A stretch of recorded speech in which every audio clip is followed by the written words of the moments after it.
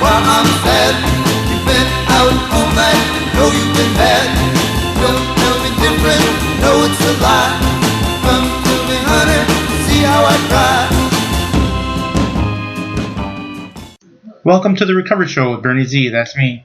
I've been away for a couple weeks. Well, today I'm going to share with you a interview I did a few years back in 2013, actually 2 years back, that talks about the book How to Win as a High Roller While Losing Your Shirt.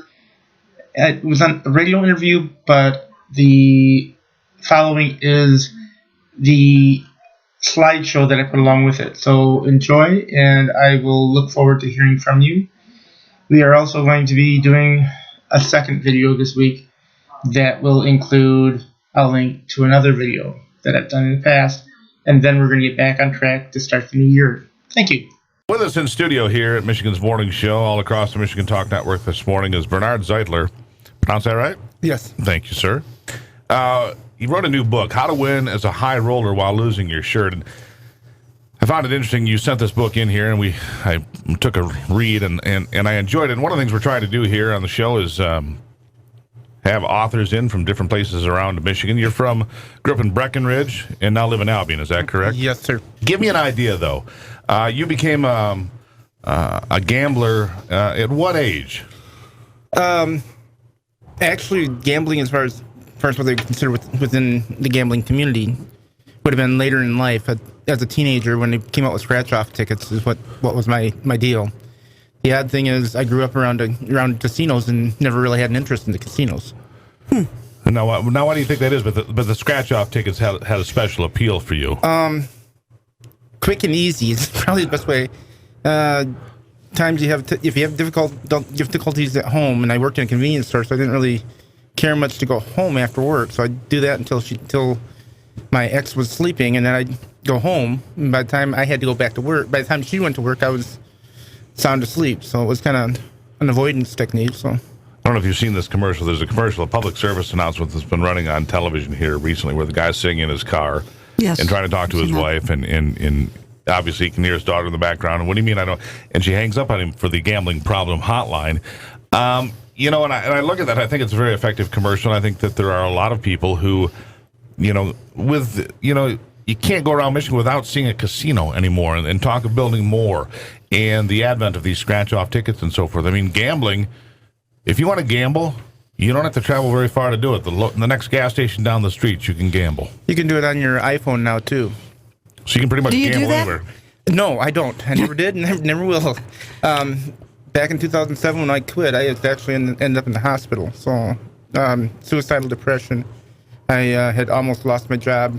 I had a local convenience store and switched over to a different store. But during the time between when stuff came up with that and going on, I had the opportunity to go into the hospital, deal with the depression and suicidal issues.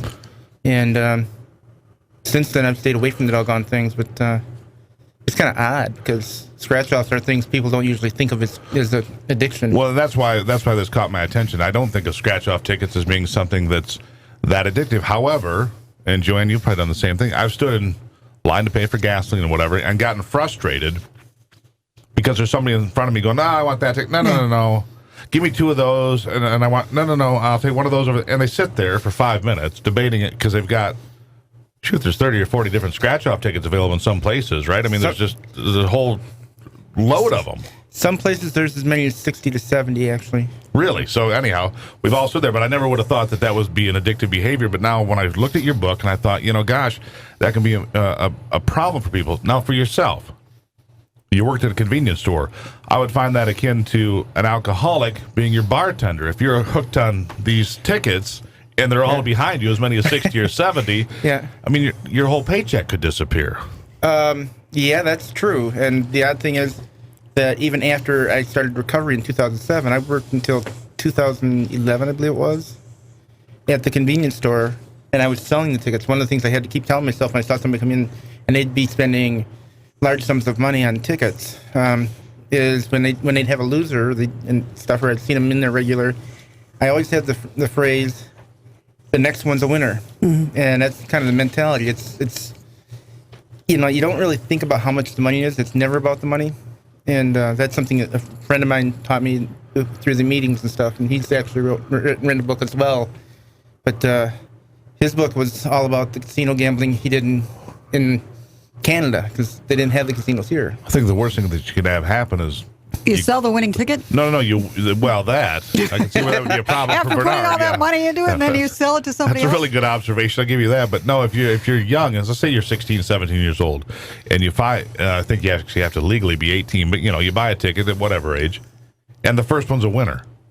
That's the worst thing that can happen, I would think. A $5 winner, $10 winner? Actually, I'd have to say no, that's not. Really? I did it for fun. When you go out and play horse or something like that, basketball-wise, you're doing it for fun. And really, that's what the gambling's about in the end, is it's about a rush.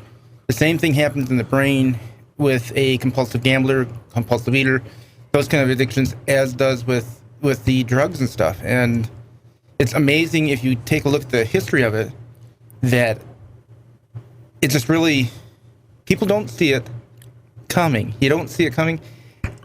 So you make a fair point. Where did you cross over from, a couple of scratch tickets to a compulsion? Somewhere at some point I stopped picking up one now and then, which is back when I was in high school, and I really can't tell you the exact time. I do know that for about 5 or 10 years before it hit the rubber on it, that I was doing enough to keep me from going home. It was an avoidance technique. I never looked at how much I was spending, and if I won something, I'd keep playing it until I lost that, and that's something that's really hard to see. And I've had people say, "Well, I don't have a problem. I only do it once in a while." That's how it started with me, and in the process of writing the book, I had to look back in my childhood, and it's that competitive nature that's there, and that's what gets you going. So anybody can fall victim to this? I wouldn't doubt it for a bit, largely because if you went into a restaurant, you don't go in there for one fry. You go in for the whole meal. And when you're going for gambling or anything like that, you're going for the whole experience. And that's what it is. And it's like, you strike on that competitive thing, I don't like losing, and you always want to win, and you always go out a winner. But the problem is, like you just said, you buy a ticket that actually wins some money, then, well, maybe I can win more. It just never ends. Yeah, and the sad thing is I've heard people say they break even. And my mentality with that is this: if you went in with $20, you got $500 to $1,000. So you've got a pocket full of money in your pocket, and you walk out with that same $20. You didn't break even, because the highest amount you had is what you had, as what you. It's your high watermark. Sure. It's your watermark. That's what you had. If you broke even, you'd leave with the same amount of money that you were at the highest point. Bernard Zeitler in the studio with us this morning. He has just written a book, How to Win as a High Roller While Losing Your Shirt. It's 41 past the hour. When we come back, we'll get into how much money you did spend, and more importantly, how do people recover from this? What is your advice for getting away from, your poison was scratch-off tickets? Bernard Zeitler wrote the book, How to Win as a High Roller While Losing Your Shirt. Now, didn't ask you this before the break. Your poison was these scratch-off tickets, and you're working in convenience stores and so forth, so it's like, somebody who drinks too much standing behind the bar serving drinks, the temptation's there constantly. You can't get away from it. I mean, you're surrounded by it. How much did you spend? Do you have any idea? I have no idea how much I spent on scratch-offs at the height of it. All I know is that it was enough to keep me busy, and I went to the ATM at least 3 different times on one of my last runs, and I didn't take small amounts out. Like 3 times in a day? No, 3 times within about an hour and a half after work. Well. Wow, that's big. I mean, your hand would have been bloody from all that scratching, I would think. And which games did you play? We'll stay away from those because you didn't win. Hell no, I did win. There's times I won. Big? I've had some fairly decent ones, but not big enough to offset. Not big enough for the government to know about or anything like that. What was your biggest winner? Do you remember? Or does it matter anymore? For me, it really doesn't matter. My biggest win was when I stopped, because I went to my first meeting. I listened to all the stories, and the first thing I did after listening to the stories is to go out of there and saying I'm not that bad. And I didn't accept I had a problem until I went down to the gas station just a little ways down the road where they had a scratch off and bought a $1 ticket. after listening to the stories of people's lives being destroyed. And when you hear about people that have been in prison, which I haven't, other than to work there. Right, and hopefully you won't be now because I never will. I refuse to go back to the gambling in one of its. But you leave a Gamblers Anonymous meeting, go to the first gas station, and buy a scratch-off ticket. After the telling first yourself meeting. You're okay. Telling myself I'm not as bad as they are. I don't have a problem. When did you change your mind? That I had a problem? Yeah, when did you realize that, they weren't bad people really either? They just had some... When I bought that ticket, after that meeting, I swore I'd never buy another one, and I haven't. Good for you. That's what I had to do. I had to realize I had a problem and to listen to the stories of destruction and be able to go out of there and do any kind of gambling. It's just horrible. And part of the reason for the book is to try to get people to understand what compulsive gambling is, because once it's gotten to the point where I've seen on TV, they've got the commercial where the guy's sitting in the car. Right. Really, what would be a great commercial is to have them showing the family together, and then one of the people being off to the casino or to a gambling establishment during a positive event for one of the kids or for something they should be at, and showing the progression. Because once you start missing those events, that is an easier time to catch it than when it gets to the point where you're kicked out. Mm-hmm. Mm-hmm. One of the things that I find interesting here, I'm just going to read a quick quote from your book here. I head toward the addiction again. The addiction is still a deep hole. I pretend it does not exist. I fall into it again. I can't believe I'm back in the hole, but I'm still blaming others. It again takes forever to escape.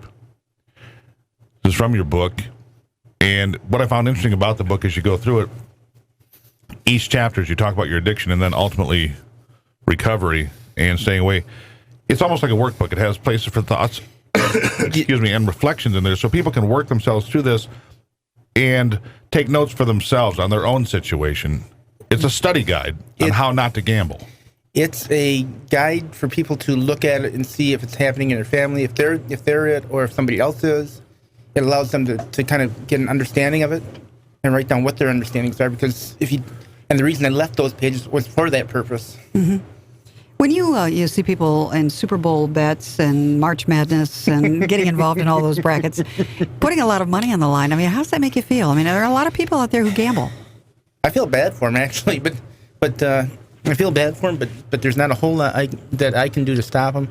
And there are people that they're okay with it. They do it once in a while, and they'll survive. I know people that haven't lost everything that still have a problem. Do people come to you and say, listen, you wrote this book, Bernard, you're not gambling anymore? How long has it been since that last ticket after that meeting? November 21st, 2007 was my last bet.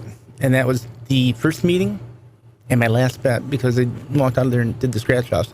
Prior to that, I spent 10 days in the hospital and couldn't gamble. However, when you brought up the sport, I was talking to one of the techs, and I would talk about football. I'm a big fan of Green Bay Packers, so that season I was telling him, we would talk about who's going to win and do that kind of stuff.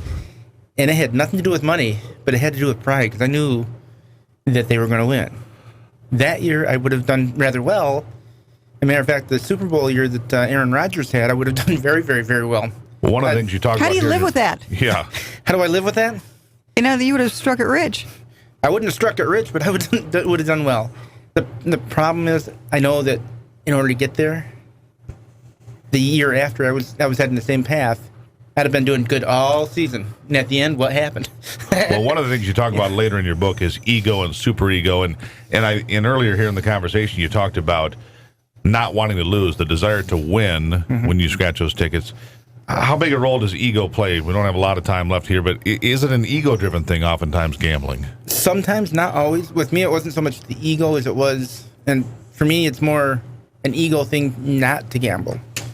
Because if I start gambling, I'm going to go down a place where I want things, and it's not necessarily wanting anything. And the intention, like I said, as a result of all the stuff that's gone on, I've gone to the point where I want to get people aware of what the path is and where it goes. And quite often with gamblers, they also drink, smoke, problems, other things. Most of them have had other addictions, and they all roll together. Well, Bernard, where can people find your book? Right now, it's available through Smashwords, Amazon, and I believe that it's on Barnes & Noble as well. But Two Moon Press has it available. Okay, Two Moon Press. And if they want a signed copy, they can contact me directly through my link on the thing, gambling recovery on Facebook. Has it attached. All right, Bernard Zeitler, thank you so much. How to win as a high roller while losing your shirt. Hey, congratulations, by the way, for not buying a ticket today.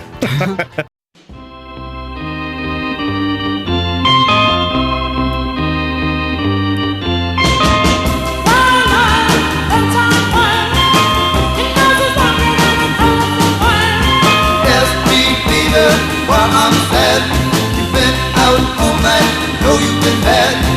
Don't tell me different.